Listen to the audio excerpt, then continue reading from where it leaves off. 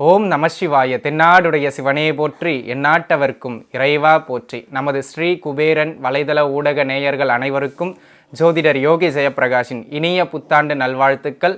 பரம்பொருளின் கருணையினால் அனைவரும் நன்றாகவே இருப்பீர்கள். அன்பு நண்பர்களே, தற்பொழுது பார்த்தீர்கள் என்று சொன்னால் 2022 ஆங்கில புத்தாண்டு வருடம் நமக்கு எதிர்வர இருக்கின்றது.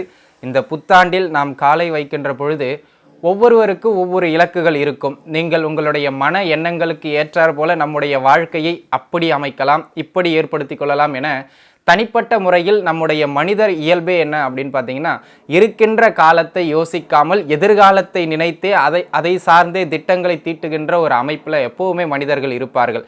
அதற்கு நாம் மட்டும் விதிவிலக்கு அல்ல என்பதனைப் போல அனைவருமே இந்த 2022ஆம் ஆண்டு நமக்கு இப்படி இருக்க வேண்டும், நாம் இதையெல்லாம் செய்ய வேண்டும், இந்த இலக்குகளை எல்லாம் அடைய வேண்டும் என நீங்கள் ஒரு திட்டத்தை தீட்டி வைத்திருப்பீர்கள்.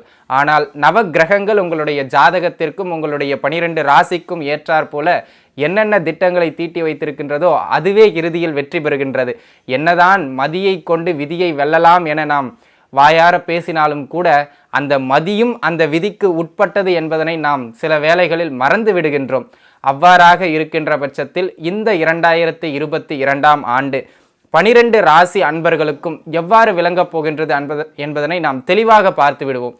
தற்பொழுது பார்த்தீர்கள் என்று சொன்னால் இந்த 2022ஆம் ஆண்டில் இருக்கக்கூடிய ஒரு சிறப்பம்சம் என்னவென்றால், பொதுவாக ஒவ்வொரு ஆண்டும் பார்த்தீர்கள் என்று சொன்னால் குரு பெயர்ச்சி வருகின்ற பொழுது ராகு கேதுவின் பெயர்ச்சி வராது, ராகு கேதுவின் பெயர்ச்சி வருகின்ற பொழுது சனி பெயர்ச்சி வராது.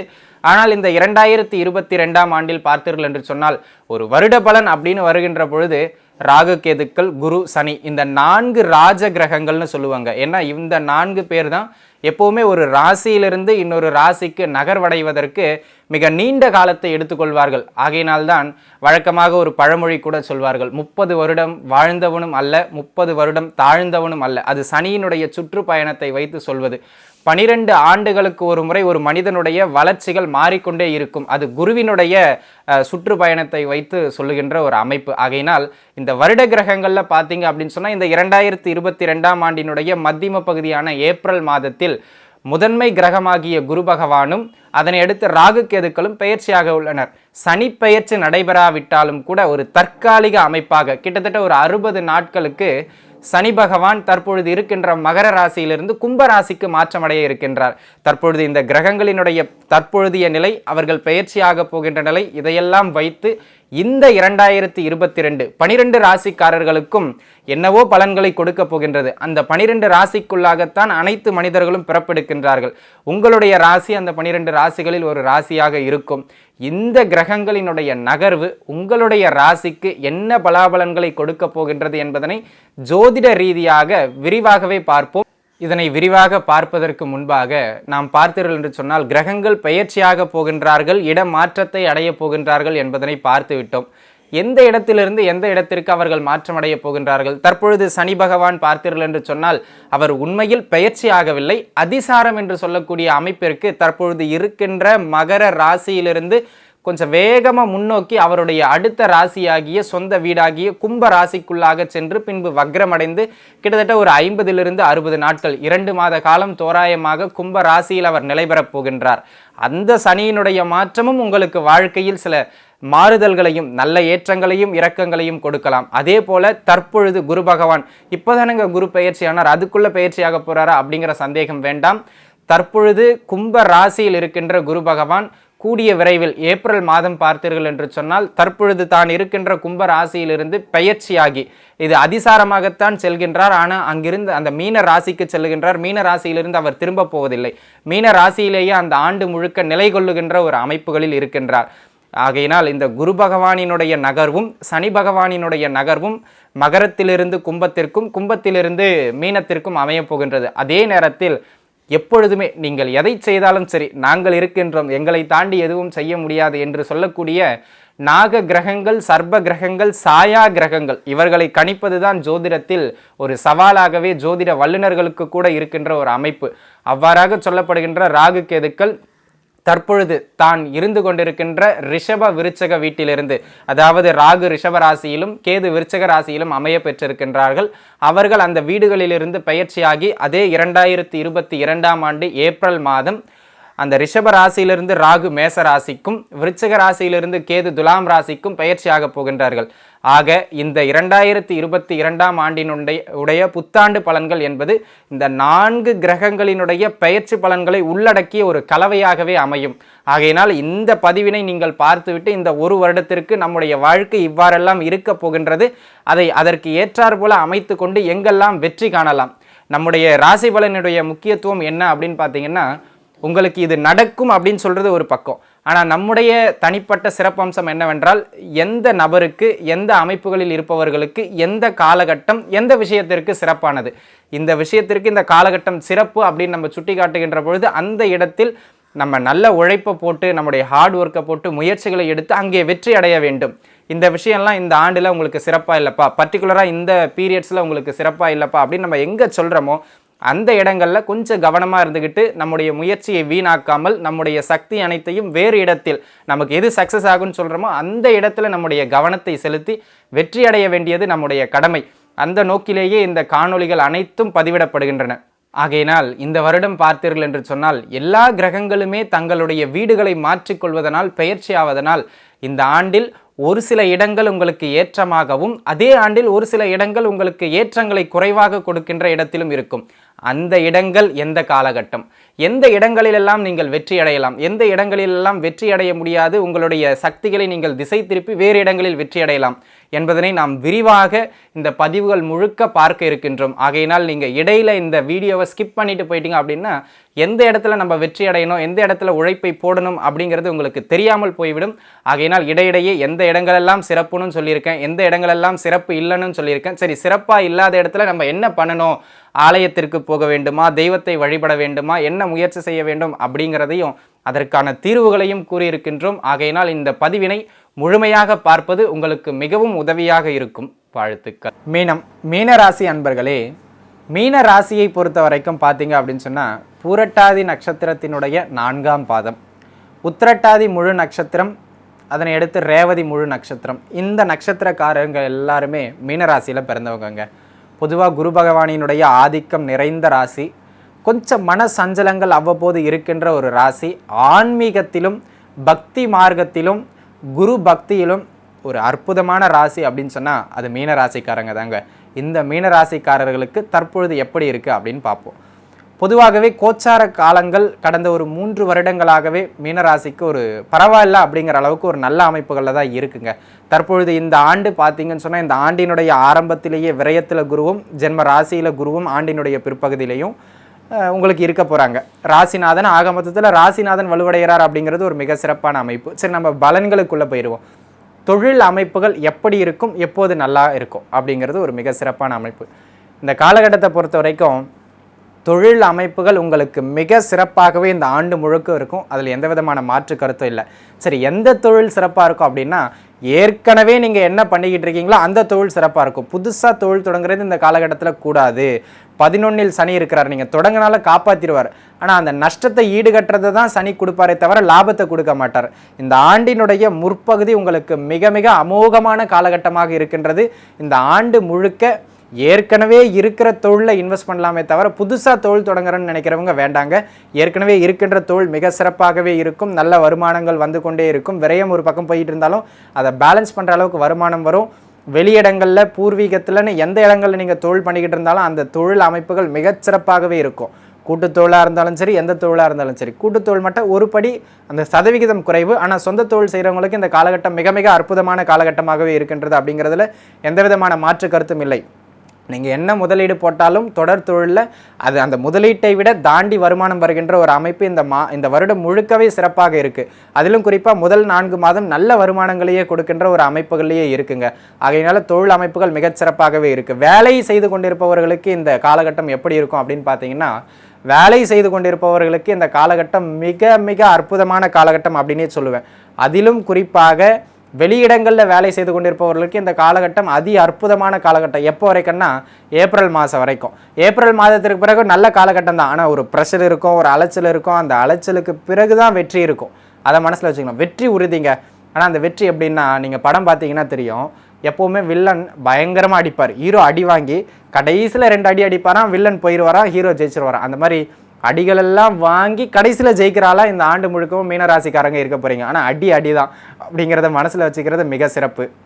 ஆனால் அந்த அடி வாங்குறதுக்கு முன்னாடியே எப்போ ஜெயிப்பீங்கன்னா, அந்த ஆண்டினுடைய முற்பகுதி வரைக்கும் எல்லாவற்றிலும் வெற்றி, தொட்டதெல்லாம் துலங்கக்கூடிய அற்புதமான காலகட்டம். தொழில் சார்ந்து மிக மேன்மைகளை அடைகின்ற காலகட்டம், வேலையில் பதவி உயர்வுகள் ஏற்படுகின்ற காலகட்டம், வேலை சார்ந்து முதலீடுகளை விட லாபங்கள் அதிகமாக கிடைக்கின்ற காலகட்டம். இதெல்லாம் ஏப்ரல் மாதம் வரைக்கும் சிறப்பாக இருக்கும். ஏப்ரல் மாதத்துக்கு பிறகு கொஞ்சம் ஆசிலேஷன் இருக்கும். அடிகளுக்கு பிறகு வெற்றிகள் தொழில் ரீதியாக வேலை ரீதியாக கிடைக்கின்ற ஒரு அற்புதமான காலகட்டம்.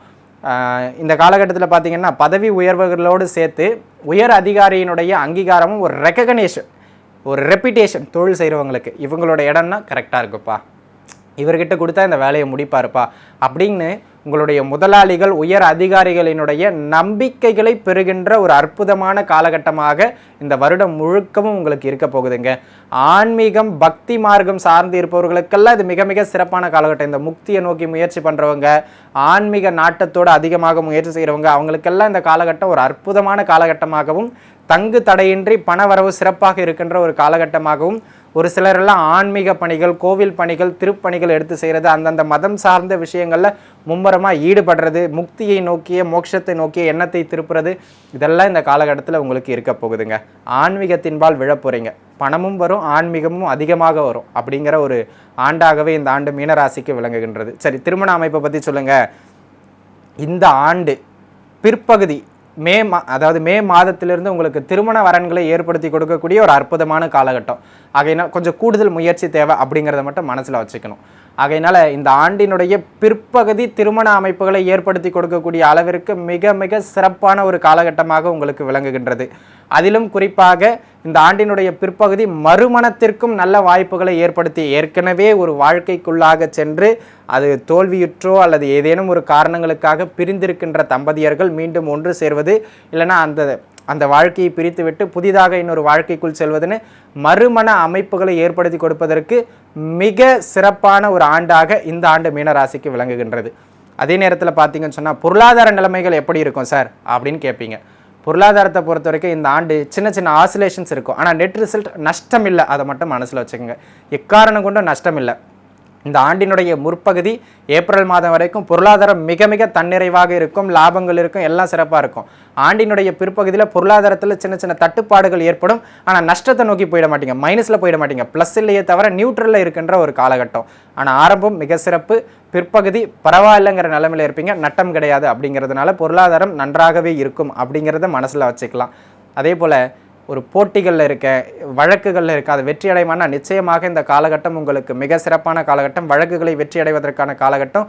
இந்த ஆண்டினுடைய முற்பகுதியிலேயே அதெல்லாம் முயற்சி செய்கிறது உங்களுக்கு மிக மிக ஏற்றத்தை பெற்றுக் கொடுக்கும். பூர்வீக சொத்துக்கள் சார்ந்து எனக்கு ஏதாவது கை கொடுக்குமா சார்னா, இந்த ஆண்டினுடைய பிற்பகுதி பூர்வீக சொத்துக்கள்லாம் சிறு சிறு பிரச்சனைக்குள்ளாகி அந்த பிரச்சனைகள் தீர்ந்து அதன் பிறகு பூர்வீக சொத்துக்கள் உங்களுடைய கைக்கு கிடைக்கின்ற ஒரு அற்புதமான காலகட்டம். உங்களுடைய குடும்பத்தினுடைய அந்தஸ்தோ குடும்பத்தினுடைய நிலையோ இந்த ஆண்டினுடைய பிற்பகுதியில் மிக மிக நல்ல உயரங்களுக்கு போகும். கடன் அமைப்புகள்லாம் எப்படி சார் குறையும் அப்படின்னு கேட்டிங்கன்னா, இந்த ஆண்டினுடைய முற்பகுதியிலேயே கடன் அமைப்புகள் எல்லாம் நல்ல வருமானம் வர ஆரம்பித்து அதை குறைச்சிருவீங்க. இதன் பிறகு நீங்கள் ஏற்படுத்திக்காமல் இருந்தால் போதுமானது. கடன் அமைப்புகள் எல்லாம் இந்த ஆண்டினுடைய முற்பகுதியிலேயே குறையும்.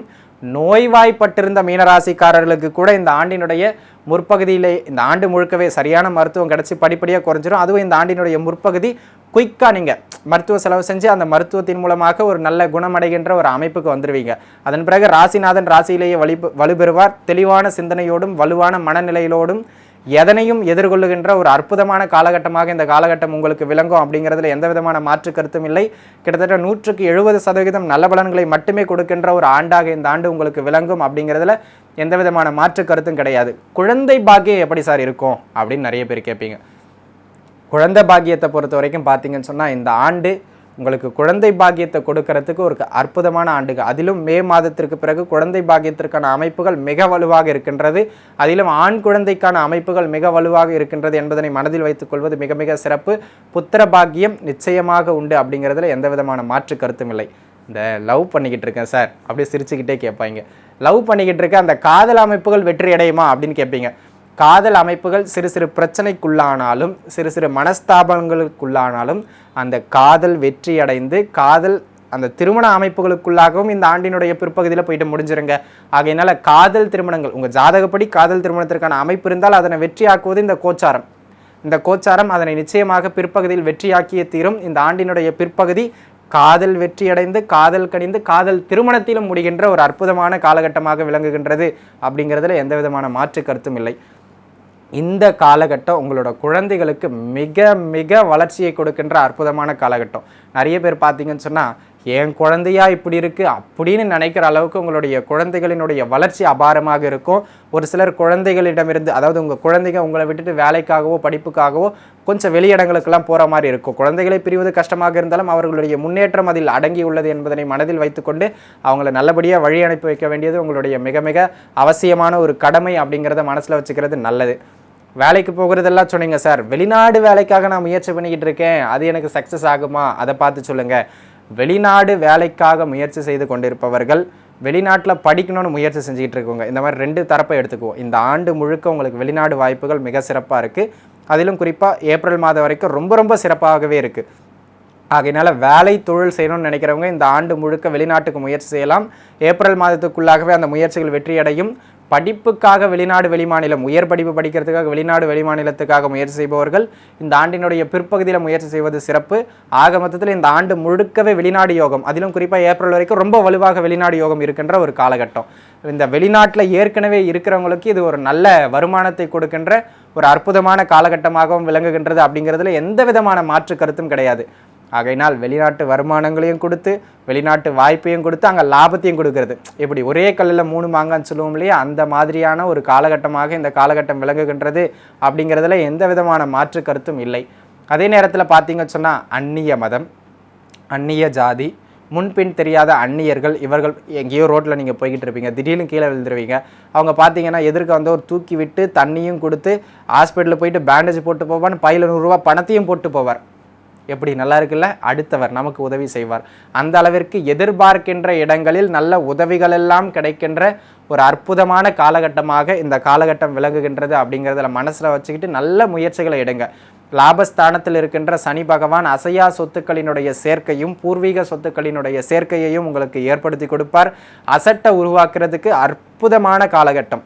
உடனே பெண்கள் கேட்பாங்க, அசட்டெல்லாம் உருவாக்கிட்டு போயிடறாங்க சார், அது ஒரு பக்கம் இருக்கட்டும், எங்களுக்கு சொல்லுங்கள், நகை வாங்க முடியுமா புடவை? நான் சொல்கிறது இல்லத்தரசிகள். உடனே பெண்கள்லாம் வரிஞ்சு கட்டிக்கிட்டு சண்டைக்கு வந்துடக்கூடாது. என்ன பெண்கள்லாமே நகை தான் கேட்போமா, நாங்கள் வேலைக்கு போக மாட்டோமா, நான் சிங்கப்பெண் இல்லையா நாங்கள் அப்படின்னா, தொழில் வேலை அமைப்புகள் சொன்னது உங்களுக்கு சிறப்பாக பொருந்தும். நான் சொல்கிறது இப்போ குடும்ப பெண்களுக்கு. குடும்ப பெண்களை பொறுத்தவரை ஆடை ஆபரணங்களுடைய சேர்க்கை ஏற்படுகின்ற காலகட்டம். இந்த வருடம் முழுக்க பார்த்தீங்கன்னா உங்கள் வீட்டில் ஏதாவது ஒரு சுப நிகழ்ச்சிகள் நடந்துக்கிட்டே இருக்கும். அதற்காக வேண்டி நீங்கள் ஏதாவது ஒரு பொருட்களை வாங்கிக்கிட்டே இருப்பீங்க. பொருட்சேர்க்கைகள் அதிகமாக நடைபெற போகின்ற ஒரு காலகட்டமாக இந்த காலகட்டம் விளங்குகின்றது. கலைத்துறை சார்ந்திருப்பவர்களுக்கு மிக சிறப்பான ஒரு காலகட்டம். இல்லத்தரசிகளைப் போலவே வீட்டில் இருக்கின்ற தாய்மார்களுக்கும் இந்த காலகட்டம், அதாவது மீன ராசிக்காரர்களுடைய தாயார்களுக்கும் இந்த காலகட்டம் மிக மிக சிறப்பான ஒரு காலகட்டமாக விளங்குகின்றது. வீட்டில் இருக்கிறவங்களா இருந்தாங்கன்னா மட்டும் அவங்களுக்கு சிறு சிறு தேக ஆரோக்கிய குறைபாடுகள் ஏற்படும். மற்றபடி தாயாருக்கு மிக மிக தொழில் வேலை ரீதியாக சிறப்பினை ஏற்படுத்தி கொடுக்கின்ற ஒரு அற்புதமான ஆண்டாக இந்த ஆண்டு விளங்குகின்றது. அதே நேரத்தில் இந்த ஆண்டு பார்த்தீங்க அப்படின்னு சொன்னால் சுப விரயங்களை அதிகமாக கொடுக்குங்க. அப்போ நம்ம என்ன பண்ணணும், வண்டி வாகனங்கள் இல்லை ஒரு வீடு ஒரு இடம் ஒரு மனைன்னு சொல்லி அதை ஸ்திர சொத்தாக அசையா சொத்தாக மாற்றி வச்சிடணும். இங்கே பாருங்கள், இப்போ நம்ம ஒரு முதலீடை போடுறோம், அது நஷ்டமாயிருச்சுன்னு நம்ம கையை விட்டு போயிடும். ஆனால் இந்த இடங்களில் முதலீடை போட்டோம், வண்டி வாங்குறது வீடு வாகனம் வாங்குறது மட்டும் இல்லாமல் ஒரு இடத்த வாங்கி வைக்கிறது, அந்த மாதிரியான அமைப்புகள்லாம் என்றைக்கும் நமக்கு கை கொடுக்கும். அப்படிங்கிறத மறந்துடக்கூடாது. அந்த மாதிரியான விஷயங்கள் மூலமாக நாம் அதனை திருப்பி எடுத்துக்கொள்ளலாம். ஆகையால் இந்த ஆண்டு முழுக்க, அதிலும் குறிப்பாக ஏப்ரல் மாதம் வரைக்கும் அசையா சொத்துக்களினுடைய சேர்க்கையும் ஆபரணங்களினுடைய சேர்க்கையும் வண்டி வாகனங்களினுடைய சேர்க்கையும் ஏற்படுத்துகின்ற அளவிற்கு வலுவாக இருப்பதனால் அந்த விஷயங்கள்லாம் உங்களுக்கு மிக சிறப்பாக இருக்கும். அதெல்லாம் தாராளமாக நீங்கள் முயற்சி செய்து சுப செலவுகளை பெற்றுக்கொள்ளலாம். அப்படிங்கிறதுல என்ன எப்போவுமே பாருங்கள், இப்போ ஒரு திடீர்னு உடம்பு முடியல, ஒரு மருத்துவ செலவு செய்கிறோம், அது கொஞ்சம் சங்கடப்பட்டுக்கிட்டு தான் செய்வோம்னு வச்சுக்கோங்களேன். அதே திடீர்னு போயிட்டு ஒரு இடத்த வாங்குறோம், ரிஜிஸ்டர் பண்ணுறோம்னா சந்தோஷமாக பண்ணுவோம். அதுபோல் மன திருப்தியான செலவுகள் செய்ய போகின்ற ஒரு காலகட்டம். நீங்கள் இப்படி செலவு பண்ணிட்டீங்கன்னா ஏற்கனவே 6ஆம் பாவகத்தை குரு பார்த்துக்கிட்டு இருக்கார். சின்ன சின்ன மருத்துவ செலவுகளை கொடுத்து ஆரோக்கியத்தை மேம்படுத்துவார். அந்த மருத்துவ செலவுகளை நம்ம குறைச்சிடலாம். ஆரோக்கியமும் மேம்படும், கடன் அமைப்புகளும் குறைச்சிடும். எந்த விதமான கவலையும் பட வேண்டிய அவசியமே கிடையாது. ஆகையினால் இந்த ஆண்டு மீனராசிக்காரர்களுடைய தரம் தற்பொழுது இருக்கின்ற நிலையிலிருந்து ஒரு படி முன்னேற்றம் அடைகின்ற அளவுக்கு நிச்சயமாக மாற்றமடையும். அப்படிங்கிறதுல எந்த விதமான மாற்று கருத்துமே தேவையில்லை. சரி, நீங்கள் கவனமாக அல்லது எச்சரிக்கையாக இருக்க வேண்டிய இடங்கள் அப்படின்னு சில இடங்கள் இருக்குங்க. அந்த இடங்கள் என்ன அப்படிங்கிறதையும் பார்த்துருவோம். இந்த ஆண்டு லாப ஸ்தானத்தில் இந்த ஆண்டு முழுக்கவும் 2 மாதத்தை தவிர பெரும்பாலான காலகட்டம் சனி இருக்க போகின்றார். ஒரு 4 மாத காலகட்டம் 3ஆம் பாவகத்தில் ராகு கேதுக்கள் இருக்க போகின்றார்கள். இதெல்லாம் ஒரு அளவுக்கு சிறப்பான காலகட்டமாக இருந்தாலும் கூட நிறைய செலவுகள் நடைபெறுகின்ற ஒரு காலகட்டங்க. அந்த செலவுகளை நான் ஏற்கனவே சொன்ன மாதிரி சுப செலவாக மாற்றிக்கணும். தேவையில்லாத செலவுகளாக வச்சுக்கக்கூடாது. கையில் பணம் இருக்குது, நீங்கள் பாட்டுன்னு கர்ண பரம்பரைன்னு சொல்லி அள்ளி விட்டுக்கிட்டு இருக்கக்கூடாது. செலவுகளில் மிக மிக கவனமாக இருக்க வேண்டிய ஒரு காலகட்டம் இது. விரயங்களை அதிகமாக கொடுக்கின்ற ஒரு காலகட்டம் அப்படிங்கிறத மனசில் வச்சுக்கிறது சிறப்பு. அதில் கவனமாக இருக்கணும். அது ஒரு விஷயம். 2வது, இந்த ஆண்டு ஏப்ரல் மாதத்திற்கு பிறகு ஜென்மத்திற்கு குரு போவார். என்ன செய்கிறோங்கிறத செய்யாமல் கொஞ்சம் முன்ன பின்ன முடிவெடுக்கிறதுல தடுமாறுவீங்க. அங்கே என்ன பண்ணணும் அப்படின்னா, நீங்களாக ஹோன் டிசிஷன் எடுக்கக்கூடாது. ஒரு குருநாதரினுடைய துணையோ உங்களோட வெல்விஷர் வழிகாட்டியினுடைய துணையையோ உடன் வைத்து கொள்வது மிக மிக சிறப்பு அப்படிங்கிறத மனசில் வச்சுக்கோங்க. இந்த ஆண்டினுடைய பிற்பகுதியிலிருந்து வெளுத்ததெல்லாம் பாலுன்னு நம்பி ஏமாறுகின்ற ஒரு அமைப்பு ஜென்மத்தில் குரு இருக்கின்ற பொழுது இருக்கின்றது. ஆனால் லாபத்தில் இருக்கின்ற சனி காப்பாற்றுவார் என்றாலும் ஆரம்பத்தில் ஒரு ஏமாற்றம் வந்ததுக்கு பிறகு அதிலிருந்து அவர் மீட்டெடுப்பார். அதை ஏமாறாமல் இருக்கணும் அப்படின்னா, இப்போ ஒரு இடத்த கொடுக்குறேன்னு சொல்கிறாங்க, அந்த இடத்தோட டாக்குமெண்ட் உண்மையிலேயே சரியா, அது நம்ம வாங்குற அளவுக்கு ஒர்த்தா அப்படின்னு 1க்கு 2 பேர்கிட்ட விசாரித்து வாங்குறது சிறப்பு. வெளுத்ததெல்லாம் பால்னு போய் நம்பிடக்கூடாது அப்படிங்கிறத மனசில் வச்சுக்கோங்க. இந்த ஆண்டினுடைய முற்பகுதி உங்களுக்கு தேக ஆரோக்கியத்தில் மேம்பாட்டை கொடுத்தாலும் இந்த ஆண்டினுடைய பிற்பகுதியில் இந்த மன உளைச்சல் சம்பந்தப்பட்ட சிறு சிறு பிரச்சனைகள் ஏற்படுவதற்கான அமைப்பு உண்டு என்பதனால் கொஞ்சம் தேக ஆரோக்கியத்தில் லைட்டாக கொஞ்சம் கவனத்தை, குறிப்பாக கொழுப்பு சார்ந்த பொருட்களை தவிர்த்து கொள்வது மிக மிக நல்லது. ஒர்க் டென்ஷனெல்லாம் கொண்டு வந்து வீட்டில் காமிச்சு இன்னும் ப்ரெஷரை அதிகப்படுத்திக்க வேண்டாம். அந்த விஷயங்கள்லாம் கவனமாக இருக்கணும்.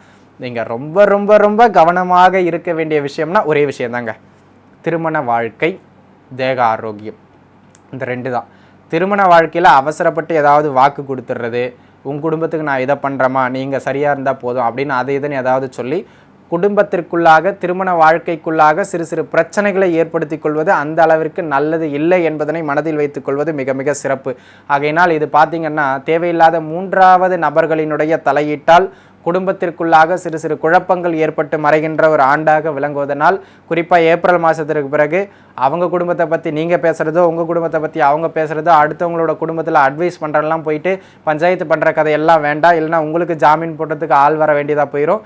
அந்த அளவிற்கு சரியில்லாத குடும்ப வாழ்க்கையில் சிறு சிறு ஏற்ற இறக்கங்களை கொடுக்கின்ற ஒரு ஆண்டாக இந்த ஆண்டு விளங்குவதனால் திருமண வாழ்க்கையில் குடும்ப வாழ்க்கையில் கொஞ்சம் கவனமாக இருந்துக்கணுங்க. அதில் மட்டும் நீங்கள் கவனத்தை செலுத்தினா போதுமானது. மற்ற விஷயங்கள் நன்றாகவே இருக்கும். பருவ வயதில் இருக்கின்ற மீனராசிக்காரர்களாக இருந்தாலும் சரி, வயதான மீனராசிக்காரர்களாக இருந்தாலும் சரி, இந்த வண்டி வாகனங்களில் போகின்ற பொழுதும் கவனம் தேவை. இந்த இந்த காலகட்டத்தில் உங்களுக்கு ஏற்படுகின்ற சின்ன சின்ன வியாதிகள் எப்படி இருக்குன்னா, கை வலிக்குது, டாக்டர்கிட்ட போவீங்க, எவ்ரிதிங் இஸ் ஓகேன்னு சொல்லுவார். ஒரு 2 நாள் வலி போகிறதுக்கு டேப்லெட் கொடுப்பாரு, வந்து நீங்களும் சாப்பிடுவீங்க, வலி போன மாதிரி இருக்கும். 2 நாள் கழிச்சு திரும்ப வலி ஆரம்பிச்சிடும். போனால் அவர் ஓகேன்னுவார், ஆனால் உங்களுக்கு வலிக்கும். மற்றவங்களுக்கு சொன்னால் என்ன டாக்டரே ஓகேங்கிறார், நீ அந்த மாதிரி நீ ஏமாத்திரியா அப்படின்லாம் கேட்பாங்க. அந்த அளவுக்கு ஒரு சிலருக்கு பார்த்தீங்கன்னு சொன்னால் திடீர்னு சிறு சிறு உடல் உபாதைகள் ஏற்படும். ஆனால் உடனடியாக அது மருத்துவத்தால் சரியாக போயிடும். ஆனால் ஒரு குறிப்பிட்ட காலகட்டம் அது என்ன நோயினே கண்டுபிடிக்க முடியாத அளவுக்கு இருப்பீங்க. ஆகையினால் திடீர்னு எதிர்பாராத கர்ம வியாதிகள் ஏற்படுவதற்கான காலகட்டமாக இருப்பதனால் அதுக்கு ஒரு தலை சிறந்த பரிகாரமாக ஏழைகளுக்கு அன்னதானம் அளிப்பதும், சனிக்கிழமைகளில் ராகு கால நேரத்தில் ஏழைகளுக்கு அன்னதானம் அளிப்பது மிக மிக சிறப்பான அமைப்பு. அன்னதானம்னாலே தேவைப்படுகின்ற இடத்துல, சாப்பாடு வேண்டாம்னு சொல்கிற இடத்துல போய் கொடுக்குறதோ, இல்லை சாமி கும்பிட வரவங்களுக்கு அன்னதானம் கொடுக்குறதோ அன்னதானம் கிடையாது. சாப்பாடு பசியால் சாப்பாடு கூட வாங்க முடியாமல் இருக்கிறவங்களுக்கு சாப்பாடு கொடுக்கறது தான் மிக மிக அவசியம் அப்படிங்கிறத மனசில் வச்சுங்க. அந்த இடங்களில் அன்னதானம் கொடுக்கணும். அதனை அடுத்து கால பைரவரில் அஷ்ட பைரவர்னு எந்த பைரவர் இருந்தாலும் சரி, அஷ்ட பைரவரில் குறிப்பாக கால பைரவர், அந்த பைரவர் வழிபாடு செய்வது மிக மிக சிறப்பு. பைரவர் ஸ்தோத்திரம் படிப்பது மிக மிக சிறப்பு. இந்த வலைதள ஊடகங்கள்லாம் பார்த்தீங்க அப்படின்னு சொன்னால் பைரவர் கவசம் அப்படிங்கிற ஒரு பாடல் இருக்குது. அந்த பைரவர் கவச பாடலினை படிப்பதோ கேட்பதோ மிக மிக சிறப்பு. வீட்டில் ஒரு 10 நிமிடம் அந்த பைரவர் பாடலை தினமும் பாடவிட்டீர்கள் என்று சொன்னால் அந்த தேவையில்லாத நெகட்டிவிட்டி எல்லாம் உங்களை விட்டு போயிடும் அப்படிங்கிறத மட்டும் மனசில் வச்சுக்கோங்க. ஆகையினால் இந்த ஆண்டு சகல விதங்களிலும் உங்களுக்கு நன்றாக இருக்க எல்லாம் வல்ல எம்பெருமான் அருளட்டும். அனைத்து மீனராசிக்காரர்களும் நன்றாகவே இருப்பீர்கள். வாழ்த்துக்கள். ஸ்ரீ குபேரன் டிவியை பார்த்தமைக்கு நன்றிகள். மேலும் இது போன்ற தகவல்களை தெரிந்து கொள்ள ஸ்ரீ குபேரன் டிவியை சப்ஸ்கிரைப் செய்யுங்கள். மறக்காமல் பெல் ஐக்கானை கிளிக் செய்யுங்கள்.